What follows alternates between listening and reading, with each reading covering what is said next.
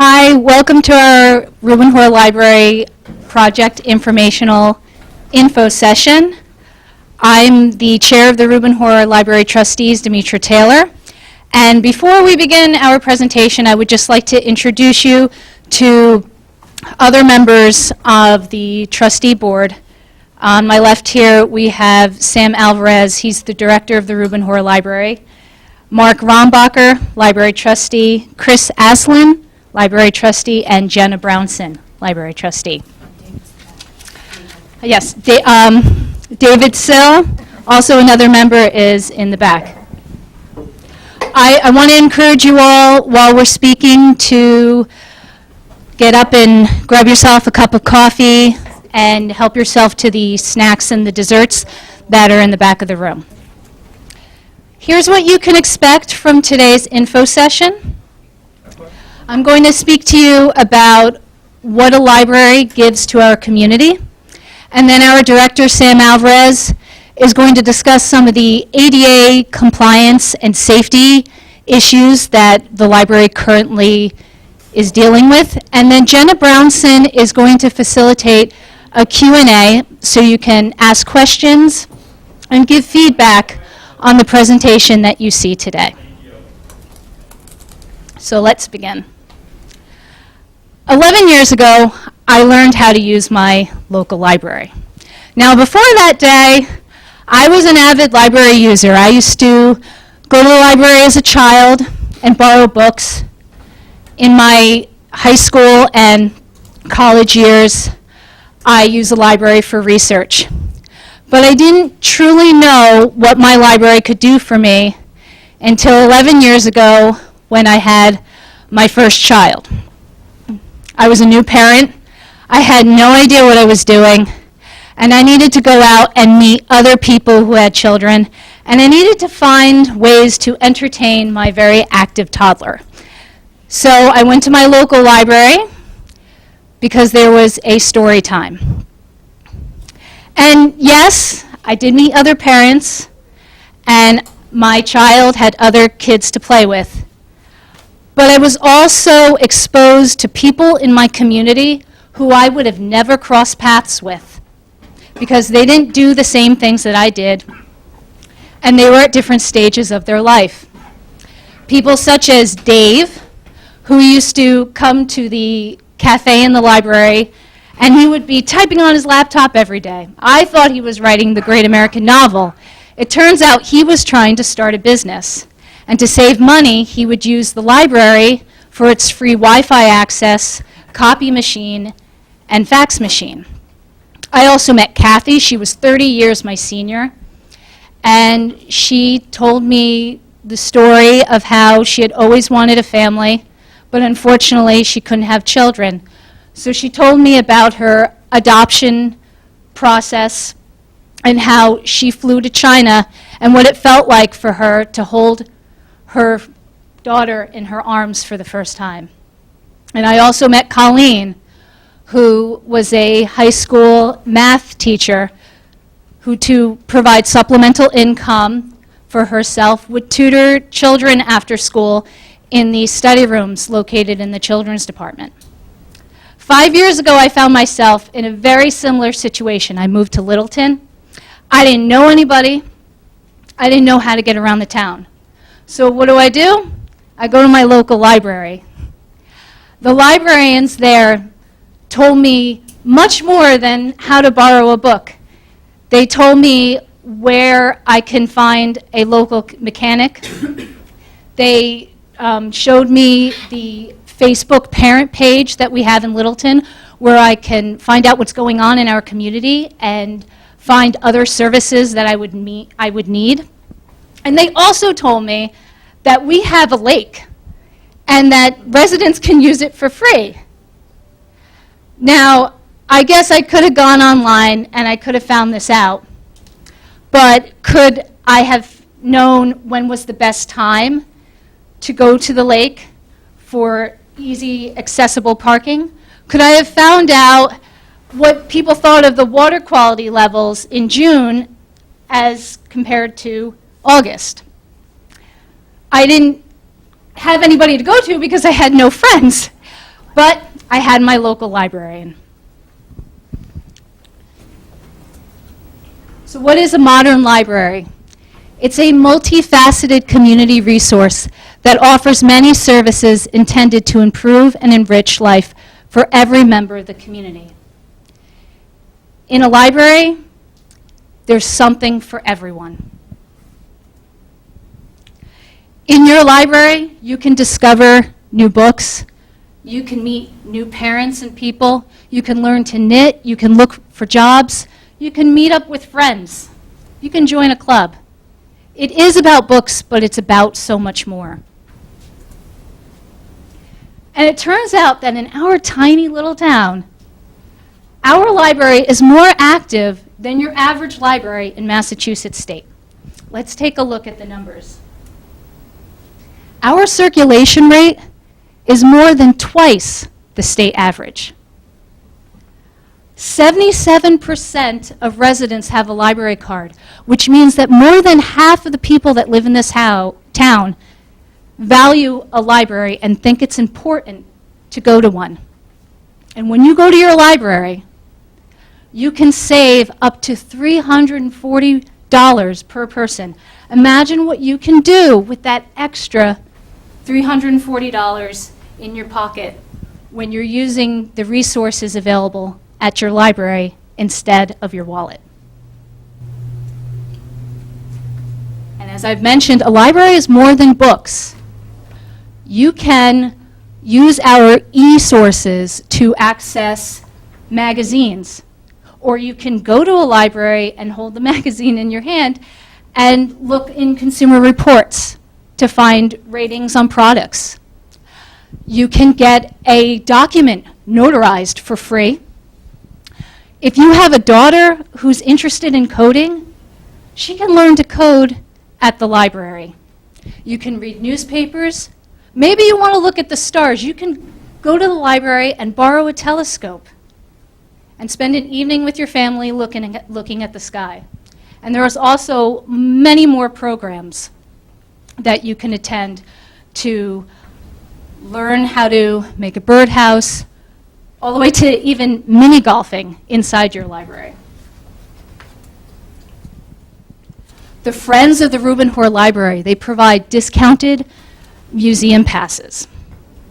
Last fall, my family wanted to go to the Museum of Science. Do you know how much a ticket costs for an adult to go to the Museum of Science in Boston? $28. It costs a child $23. You can go with a family of 4 for free. So that's over $70 that you're saving to go out into your community and try something new. The library is a place where we meet and we build community. Our meeting rooms are so popular and so extensively used that we don't have enough room to accommodate all the people that want to come to our programs, and we have to turn people away, not only from attending our programs, but from holding a program in our library space. We don't have enough meeting rooms, and we're limited in the size. Our library provides internet, and remember I told you about Dave, who used the internet for free at the library to cut costs so he could start his new business. There's a quarter of US households that don't have a computer with an internet connection. So our library is very important to our community and to our residents who need to use a computer on a daily basis. We provide a place to get together, learn, and play. Kids and teens and even adults can come to our programs and learn how to pay for college, listen to Celtic music.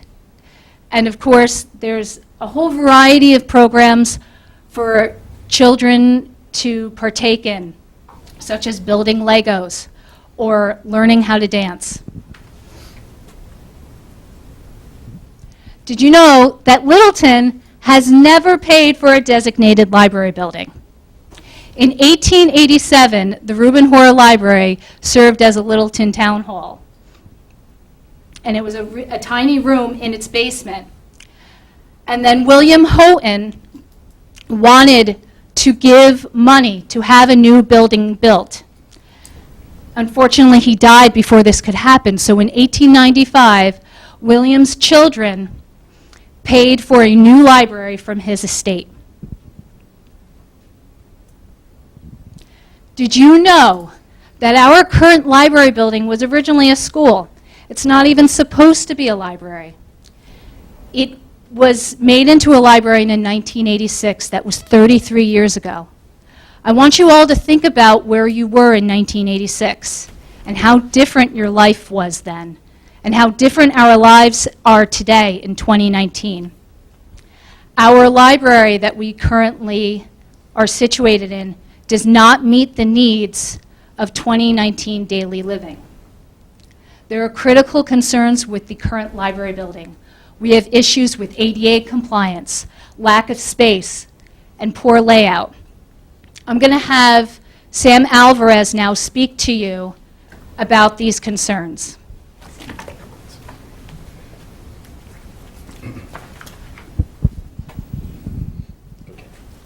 So the library currently has several ADA compliance concerns.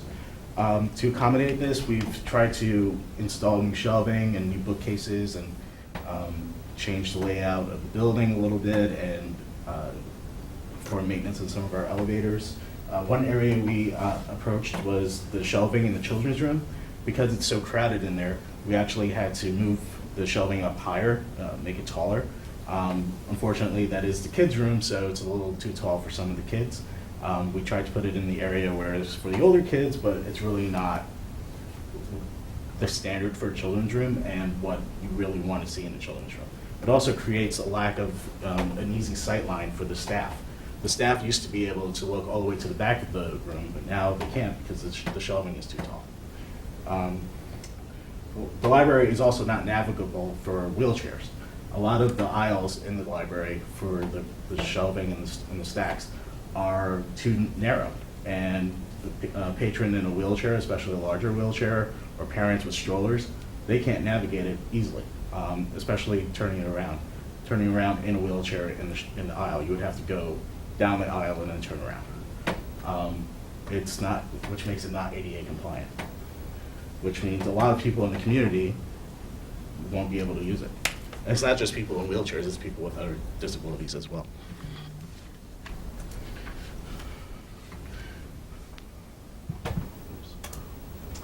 So, as I said before, there's a lack of space. The children's room, if any of you have ever been up there, it's very crowded. It's filled with books, which is great, but it's a little too many. It's too many books for the space we have. So what we're really looking for in a new library is to build a much larger library that can accommodate more stacks, which means we'll have more room for books. There's also going to be space for quiet study. Currently, we're all sort of crowded in there. So the teen room is next to the computer space, so if you're an adult or anyone really just trying to work on a report or apply for a job, maybe you hear the teens next door that are just trying to use the library as well. Or you hear people at the clerk desk or anywhere, so we just need more space.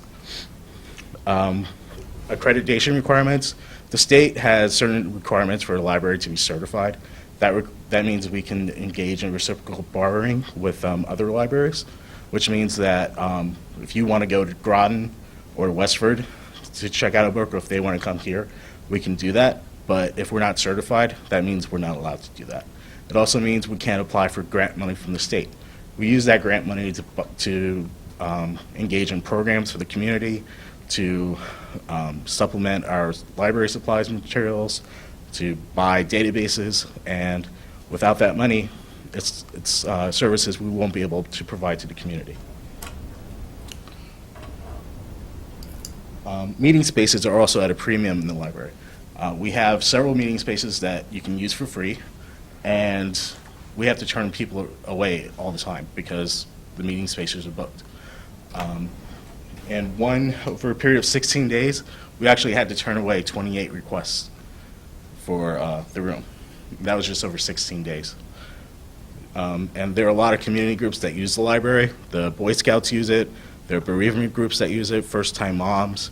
The COA uses it for yoga. Park and Rec uses it. It's not just the community, it's other town departments that use it as well.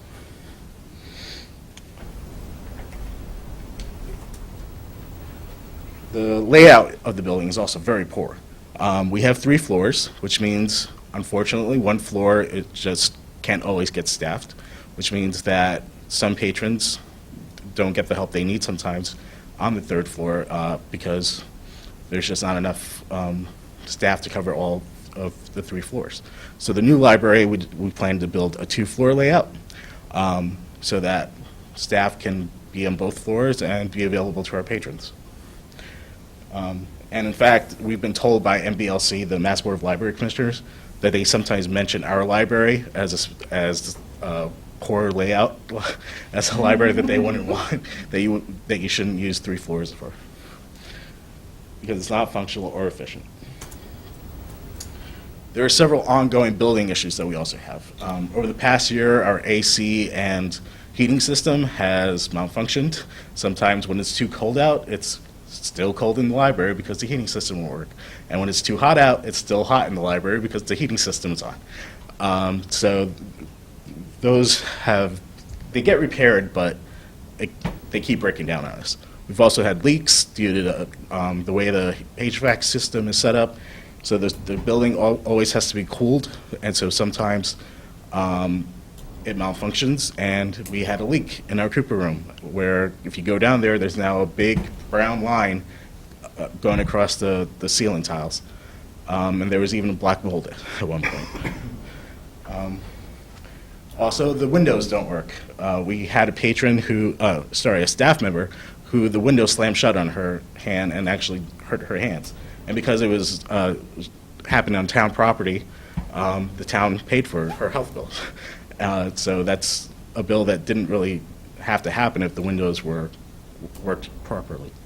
And it's not just one window, it's actual multiple windows. The window in my office doesn't work, the window in the staff break room, in the staff workroom doesn't work. It's all over. And what we've been told is that the windows are too cheap and too poorly made to even bother trying to fix them. So,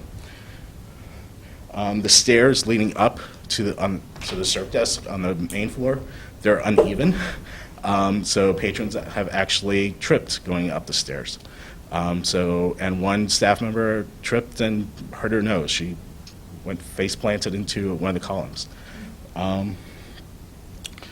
And the building just in general was not built to be a library, it was built to be a school. So there are other issues that are of concern. The layout, the heating system, as I mentioned before, the floor loading is probably not safe. There's no sprinkler system in the building. There's several issues that a new library could address. Also, there have been several times when patrons have been stuck in our wheelchair lift. We have a wheelchair lift that goes from the main entrance up to the main floor, and at least 3 or 4 times this past year, patrons have gotten stuck in the lift between floors, and we've had to basically jiggle the buttons around, mess around with it just to make sure that it works to get the patrons out. But that should never happen. A patron shouldn't have to fear coming to the library, especially a disabled or elderly patron.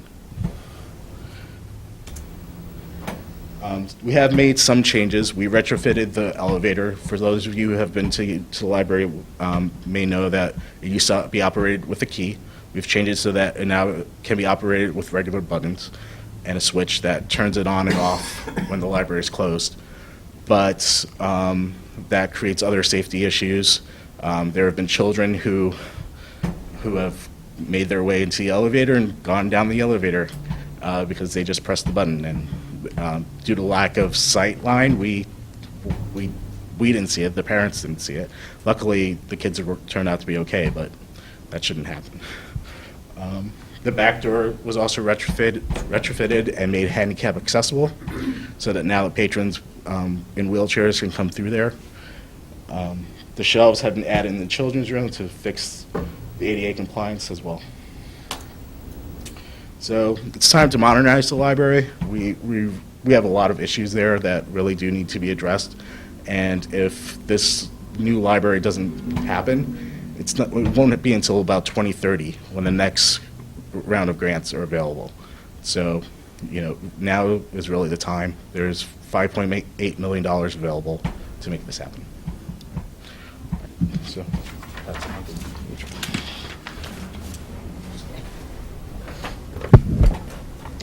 I'm curious, can I get a show of hands of anybody who is just learning about this entire issue with this library today? Okay, that's good. That means we're communicating and we've been letting the public know quite adequately that we are looking to modernize and build a new library to address the problems that Sam has just communicated. I'm going to walk you through right now how we got to this place where we are today, where we are applying and waiting for a $5.8 million grant from the state to build a new library. The Littleton community has been working for over 10 years to get this new library built. In 2009, fundraising began to put this whole process into motion. There were meetings to discuss applying for a grant through the state in order to secure funds to help get this library building built. In 2016, we applied for a grant and chose a site in our town that would enable us to build a new library. That site is called the Slope site. It's located in the back of the library to the right of the sledding hill. We have various diagrams featured around the room that you can feel free to walk at the end of our presentation and look at.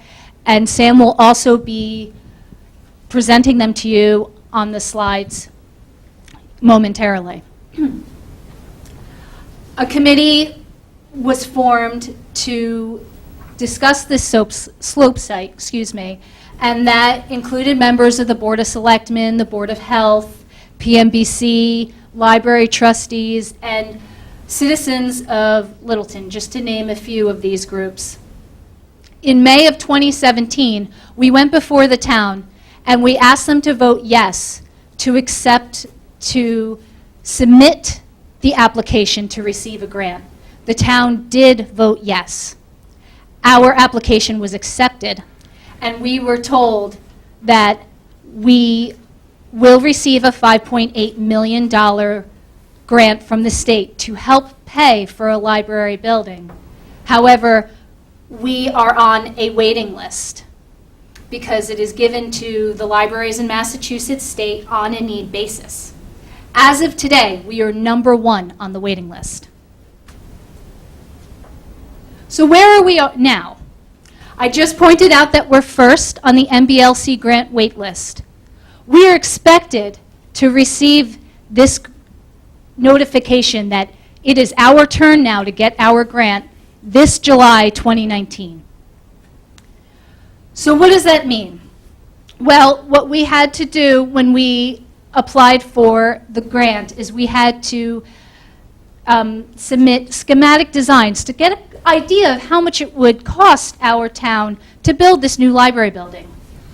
And it turns out it would cost $13.1 million. That is without the grant, by the way, and without fundraising, which we have been doing and which I will talk about momentarily. The state of Massachusetts is going to give us $5.8 million to help offset the cost of building this new library. This May, we are going to ask the town for $1.5 million. This is in order to hire an architect and to make final schematic designs for a library building that fits the needs of our community and is reflective of the spirit of our community.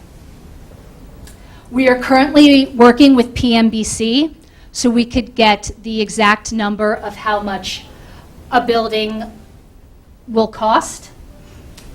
But if we get the approval in May, we will have the design plans. And then we can go in October and let everyone know at the fall town meeting, this is how much the building is actually going to cost. And this is how much it's going to cost the taxpayer.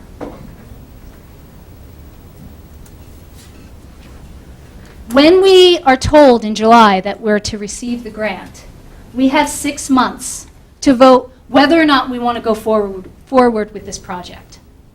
So here's what our next steps will be. I just spoke to you about how in May we are going to ask for $1.5 million so we could get final schematic designs to find out the total cost of the building. We have decided to go with Johnson & Roberts. They are the original architects of the schematic designs that we submitted for our grant application. And they are willing to work with us and members of the community to tweak the designs to the style and the needs that we anticipate for a building that is going to last us 50 years. Once we approve this building in May, and in October, construction begins.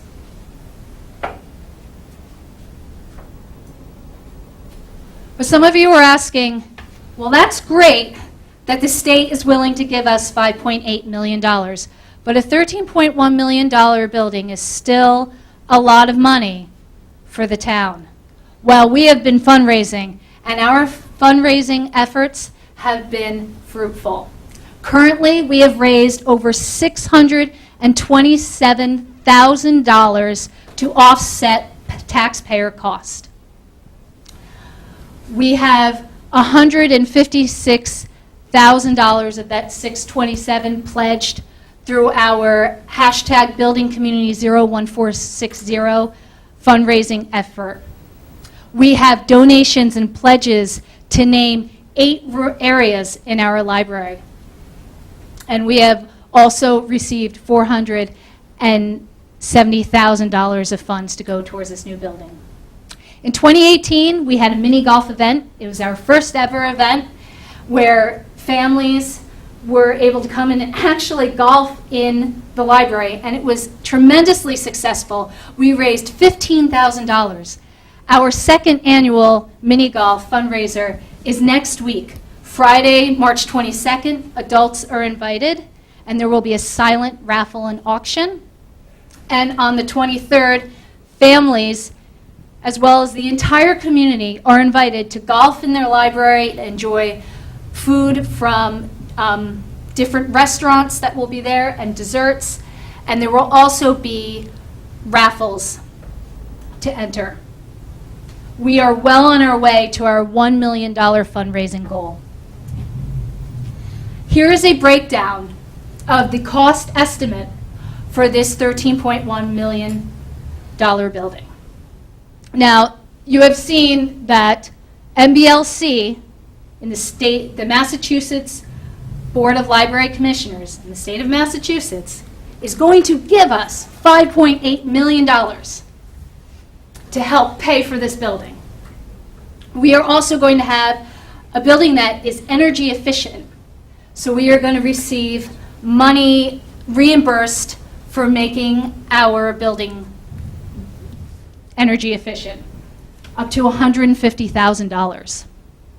We are fundraising to try to make our $1 million goal. And I've already told you that we have already raised over $600,000. Additionally, we don't have to pay for the land because we own the land that the library is going to be built on.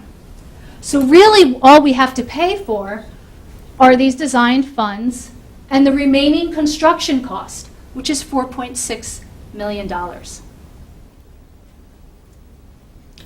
I'm going to have Sam come back up here to discuss the schematic designs that were made in 2017 with our architect, from our architectural company, Johnson Roberts. Okay. So what you're looking at right now is the lower floor plan. So let me just start by saying this building is going to change. It's going to change a lot over the next few months. We've already started working with Johnson and Roberts to work on the design. And really what we're looking for from these informational meetings is a lot of public input about how you would like to see the design change. The schematic design was created to basically submit it for the application, but it doesn't have to look this way. The only two requirements we have are that it has to be roughly this size, which is about 23 to 24,000 square feet, and it has to be on the slope site. Anything else that outside of the building can change, where the rooms are located inside the building can change. It's all, yes? Yeah. Could you speak into the microphone? It doesn't go, there's no Well, space. the previous speaker, it did improve. Okay. All right. So the lower floor plan is, as you can see it here, it's also in the back. It's set up so that the children's room will be on the ground floor, and the meeting spaces will also be downstairs. And we'll have a lot of storage spaces and a conference room. But as I said before, this is going to change. It's going to look differently. The upper floor plans will be the main entry of the building, and that's where all the stacks will be located, and staff workrooms, new books, new DVDs, and the teen room. The site is going to be to the right of the baseball field, the softball field, sorry, and behind the building. We chose that site because it was actually the cheapest option. We had looked at renovating the building, at tearing it down, at expanding on the current building, but all of those options were actually very expensive. So we decided to build a brand new building on the slope site because it was town-owned and it was available. It wouldn't impact anyone else. We still have the sledding hill. We still have the softball field. Kids at the school behind it can still walk to the library and have access. And this is the exterior of the building. Like I said, this can change.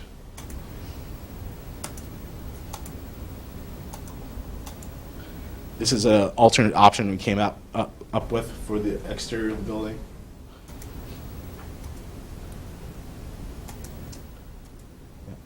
So after this presentation, we'll be looking for input from all of you about what you'd like to see the new building look like, what you'd like to see in the building. Thanks. Now I'm going to turn it over to Jenna. So a few of you came in a few minutes. A few of you came in a few minutes after we started, but I passed out cards and pens. If you have any questions, you can feel free to ask them anonymously on your card, and Chris will collect them in just a minute, and I will do my best to work with all of you to answer your questions, and I might be asking for help from some of my fellow trustees. So if you have a question that you've written down, go ahead and pass it to the middle, and Chris will collect them. And then maybe after I've answered the written questions, if there are still questions, we will take them just openly.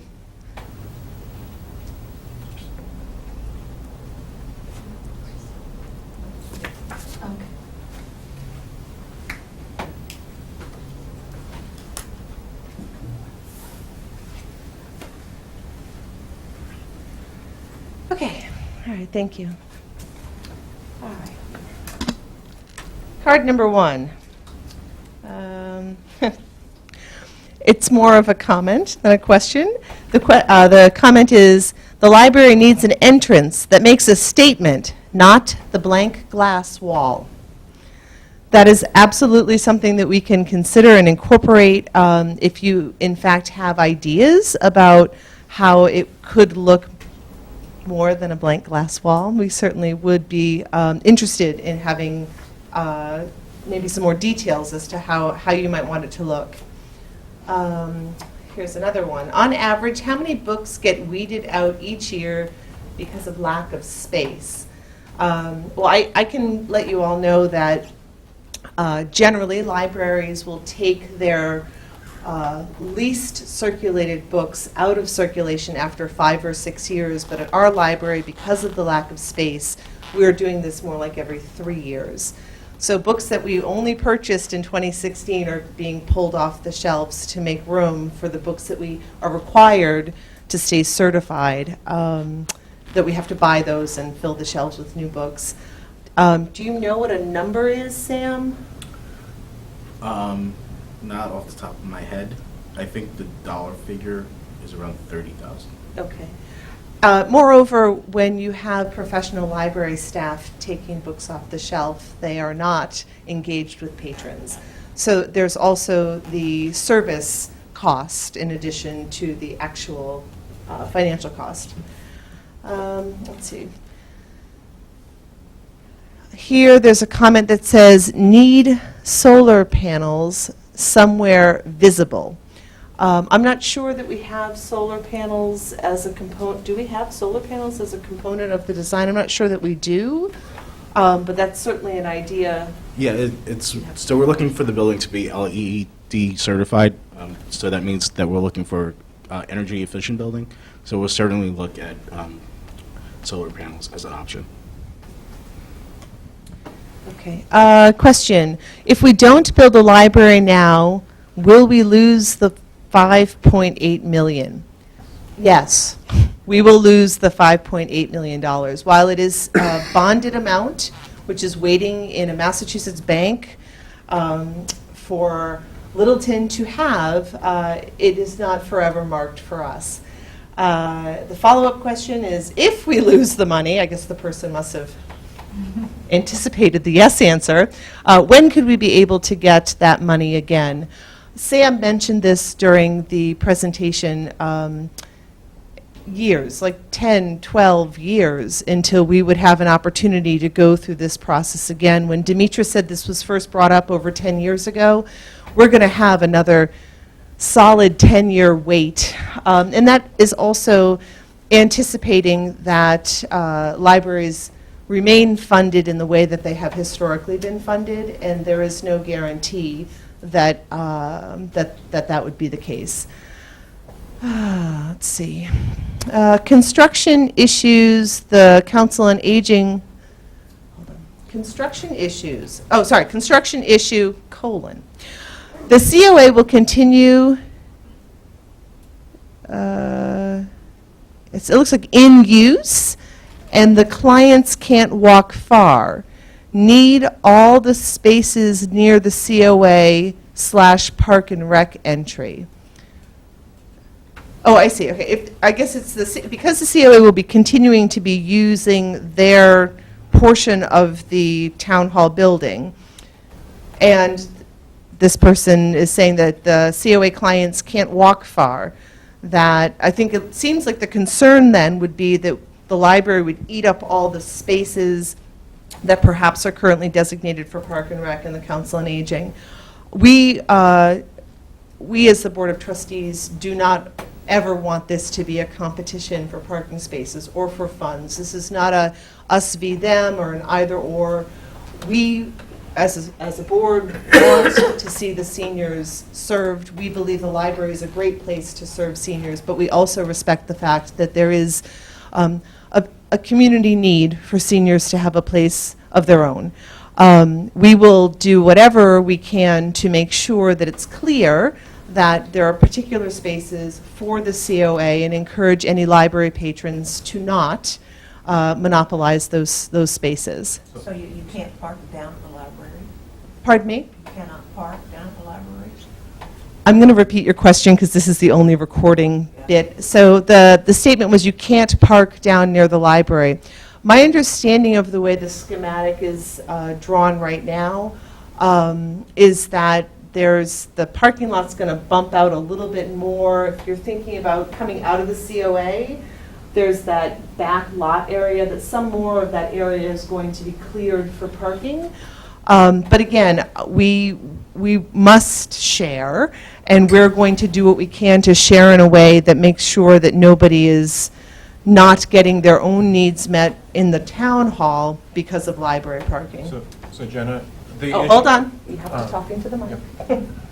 Mark Rambacher, during construction, the architect is already aware of any potential parking issues with the COA. PMBC is aware of it, and they're going to work on, during the construction process, mitigating any. They're going to take as few parking spaces as necessary during construction. And from the plans that I've seen, they're taking like maybe 5 or 6. They're not taking many parking spaces at all. So you during cannot park at the library? No. What I'm saying, if everything goes through during construction, there should be little impact to the COA use of the building I'm not during talking construction. about COA, I'm talking Right. about parking at the library. During construction or after construction? At all. So there's going to be, for when the library is built, there'll be more of the parking will be happening like along the back wall there. What back wall? By the slope, right, by the baseball fields and along. There's also parking, there'll be more parking extended behind the tennis courts. So will it be parking at the library building? Yes, Okay, that's what I was asking. yes. But during construction, every effort is being made to mitigate any impact to the use of the town hall and the COA.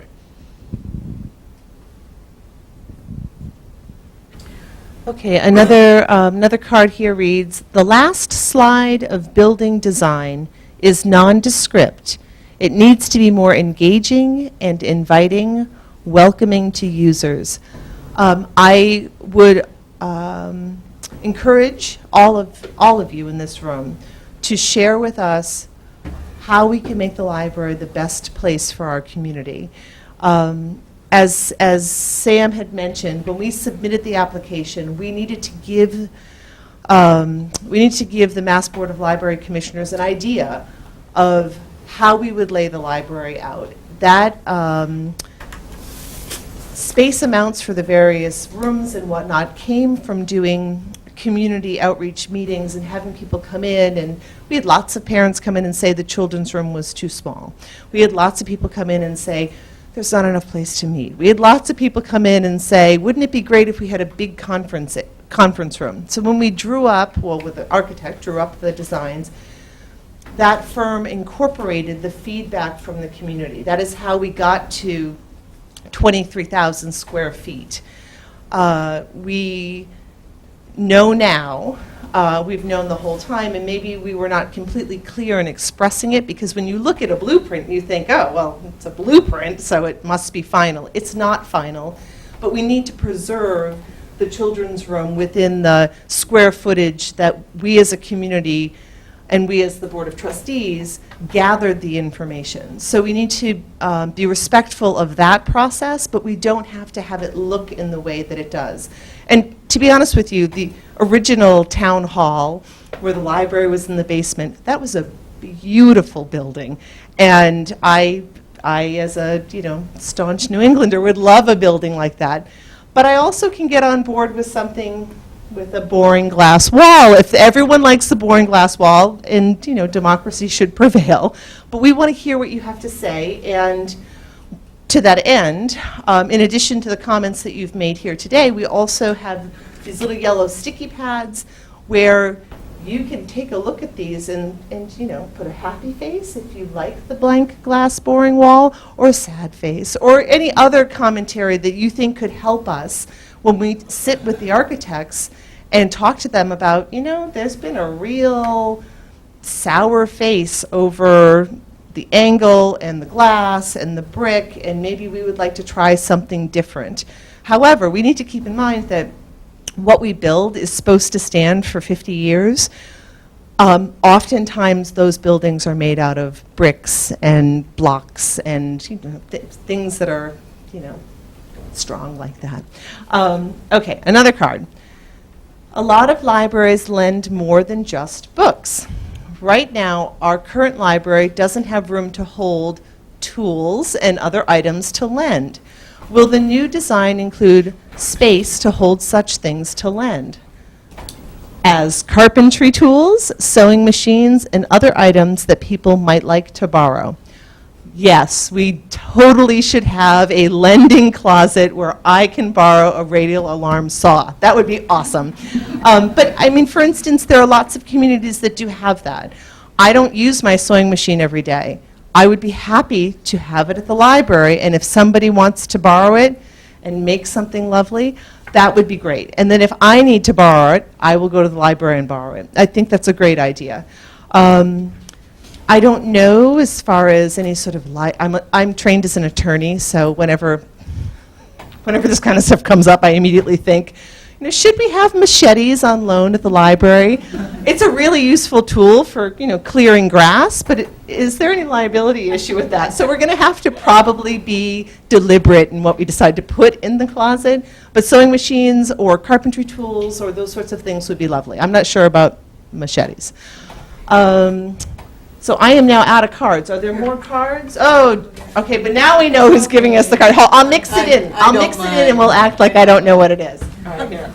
We'll mix it up. Oh, look it, we have an anonymous card from the audience. After Maytown meeting vote is passed, I like the confidence. After the Maytown meeting vote is passed for 1.5 million, when is the next request for the 4.6 million? Will this be November 2019 special town meeting? I'm actually not sure if it's special or regular. It will be in the fall town meeting. It will be. Yeah, and I'm not sure if it's special or regular. But Well, to that end, the money is what I was. yes. So as was explained in the presentation, this is for the design piece of the library. It's to take what we currently have as sort of a placeholder of space and a location, and with the community's input, make it as appealable to as many people as possible. I mean, there will always be people who, no matter how beautiful 98% of us think it might be, there will be 2% who say, I don't like it. And tough. I mean, how many people can you make happy? 98% is what we're shooting for. And then, yes, the second ask would be in the fall. Can you please talk a bit more about the May article and its impact on taxpayers? Sure. Zero. Zero impact on taxpayers, in a way. And I say in a way because we all pay taxes. We know what things we're buying with those taxes. But as we begin to pay down particular things, there's like this pool of money that's coming in, and it's just sort of sitting, and it's waiting. And then that money can be applied to something else. There will not be a request to go to the ballot and override Proposition 2.5. There's money available for us to borrow from already collected tax monies. So is there an impact? Not when you're going to feel. You've been feeling it all along. But in the fall, we will absolutely need to ask for the override, and we'll have to go to the ballot after our town meeting. I'll take that one off a bit more. And Mark will exaggerate. So, Step up. so there's a couple different projects going on right now. There's the library that's going to, in May, we're asking for $1.5 million. There is not an override for that money. The town is planning on doing a short-term borrowing for that. In October, we'll be asking for the remaining balance, which right now we're projecting to be $4.6 million. The FinCom and the Board of Selectmen are currently in discussions on how to pay for that, whether it will be within the levy limit or outside of the levy limit. If it's inside of the levy limit, that means your taxes will not be going up. They're going to take it out of the ongoing capital funds that they use. If it's outside of the levy limit, there will be a potential for there will be an override vote for the library project. That discussion is not in the control of the library trustees. That's with FinCom and the Board of Selectmen. There's also the COA project going on. Right? The Council on Aging, the seniors, they need more space. We as a library board fully support that they need more space. At the Maytown meeting, there's talk of allocating money into a stabilization fund for a senior center. There's also talk of buying a building in town like the DCU building. How those come to play we're working with the COA board and the selectmen and the FinCom as a unit to figure out what's best for the town. There's a space needs group that's meeting to figure out how the town goes forward with the senior center, the library, and whatever else they need. We're in support of all of these efforts going on. We're not competing with them in any way, shape, or form. And Dave Sill, one of our trustees, also sits on the COA. I've been at the COA meetings offering our help with the COA, trying to get them through the process. They're very supportive of us. We're supportive of them.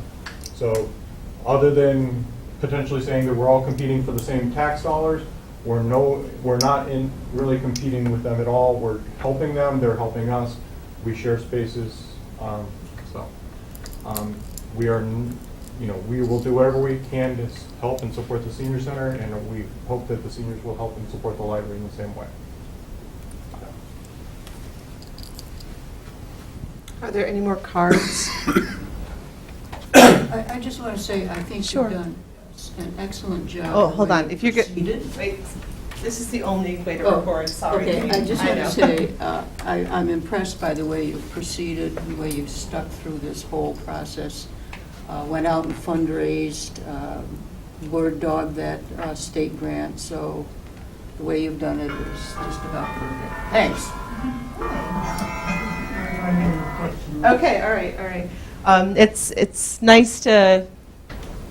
You don't often hear the word perfect when you talk about the administration of any sort of town government. So we'll take that, thank you. And we are still fundraising. I mean, this is, as Demetra said, we're about, what's that, 62.7% to our goal. And the hope is that we can make that. I mean, that would be super, super exciting, because when we were first talking about, well, what should we set as a number? And, the most optimistic person in the room said $1 million. And there was this moment of, $1 million? Is that possible? Unbelievably, yes, it is possible, because our fundraising committee has been working tirelessly to do big and small fundraisers. And this has been really, I think, a testament not only to their efforts, but also to the groundswell of support that we have in our community for something that we think is really needed and would be really terrific. It would be really great to have a new library. And I'm not just saying that because, I'm holding the mic. Ooh, good question. Who would occupy the current library? That's a big we don't know. As Marcus said, there has been for many, many months a space needs study committee.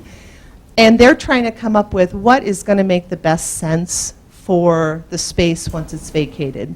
For a time, there was some discussion that the Council on Aging would take over that whole end of the building. Then there was talk about, well, maybe the superintendent or Park and Rec, or there have been a lot of different ideas floated, one of which was we should just knock the whole building down and put a park in. So it's unknown what's going to happen with the current library. One of the issues is because it was built in 1950, that building code in 1950 is not what it is today. Built in the 30s.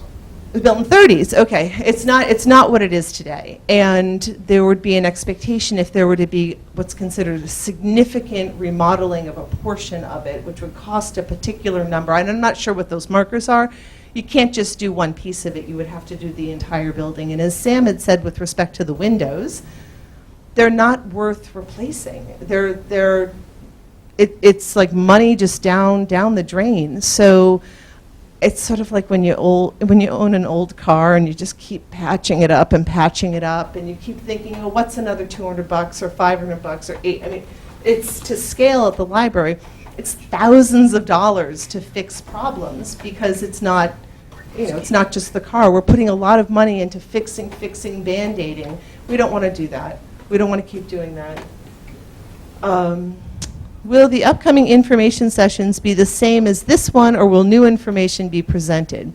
Some of the same information will be presented, because we want to make sure that people are clear as to the plan. I don't know how much variety we're necessarily, you have to take the mic. So there Right now, we have 3 more information sessions planned, one on March 27th from 7 to 9 in the Cooper Room, April 18th from 10 a.m. in the Cooper Room, and April 27th at 7 p.m. in room 103 of Town Hall. And so the architect, Johnson and Roberts, they'll actually be the next 2 sessions to answer any questions, so that'll be different. Also, in the next couple of weeks, I'm going to meet with them. Right now, like as I said before, we've already asked them to start making some changes. So by the next meeting, we should have something to show you that, as far as the design goes. And so we can gather input on that new design as well.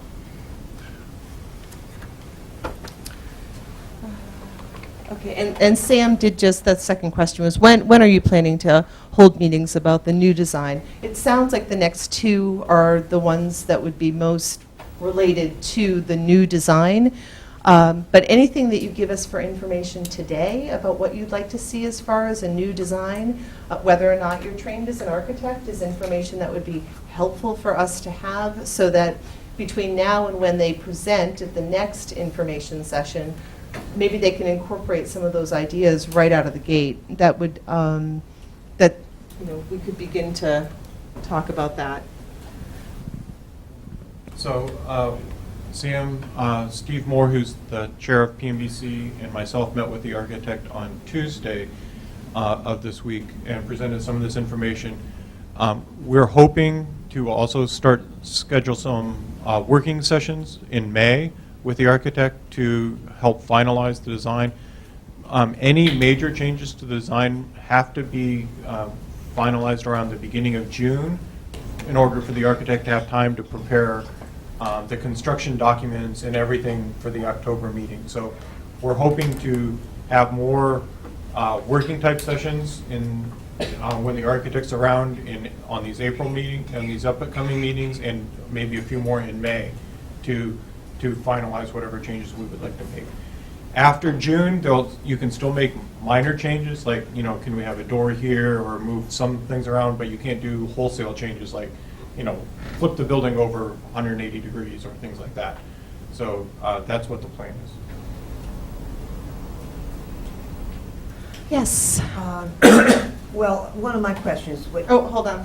Sure. Sorry, this is the only thing that's recording the sound. Well, this is a kind of an earlier thing, and obvious for some kind of cost reason, you decided not just to knock the whole building down, which sounds like it would be appropriate, Well, quite honestly. I mean, I don't know if how much someone it would cost? to knock it down. Yeah. I don't know, how many sledgehammers do we own among us? I mean, I volunteered at the COA, and the building is horrible. Yeah. I mean, not just the library, but the whole building is horrible. Yeah.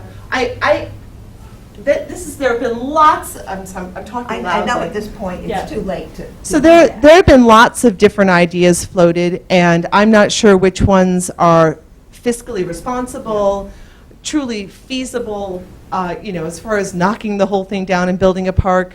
Those sorts of comments, I don't know if they were brainstorming or if there's actually talk about that, but maybe Mark can help.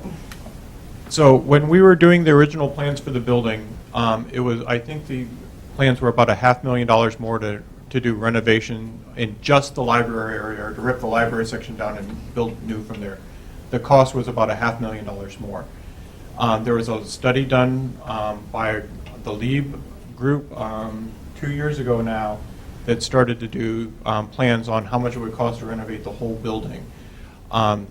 The Space Needs now has a new architect called LLB that is starting to work on a more refined plan for, does it make sense to renovate the building or build, 1 or 2 new buildings on the campus, or build one building and another building and so on and so forth. The numbers from the Lieb report on how much it would cost to renovate the building varied widely, so it was really hard to tell what the number was, but it was not cheap. So. Do you have more to say? No, basically, that was it. Okay, It seems yeah. like we've reached beyond this point. I was just curious if you had a figure for knocking the building down. The goal is to have numbers for everything from the Lieb, or from the LOBs by October. Okay. Other thoughts or ideas that have come up during our sharing of questions and answers? No. Okay. We will invite you, please, to find a yellow sticky pad and make comments as you look at the boards around the room. We thank you all for spending part of your Saturday afternoon with us, and we'll look forward to answering questions going forward, maybe see you at another information session when the architect is present, and remind you that May 6th is our town meeting where this $1.5 million is going to be voted on. Yeah, we'll need 2/3. And it will need a 2/3 vote passage because it's the short-term borrowing. And the question from the back, what? They can always pass on questions to the library too, just in case. Yes, of course. And if you have questions, I mean, I find this happens a lot. I will leave something and say, oh, shoot, I should have asked. If you have that happen, you certainly can ask questions directly to Sam, or if he happens not to be in the building, we'll find an answer for you, even if it's you need to wait for us to find that answer. The additional slides have Is the websites, the info sessions, email addresses to address additional questions, concerns, comments. Okay. All right, so this slide here, it outlines the remaining 3 information sessions, and also the website is the Littleton Library Project, all one word, .org.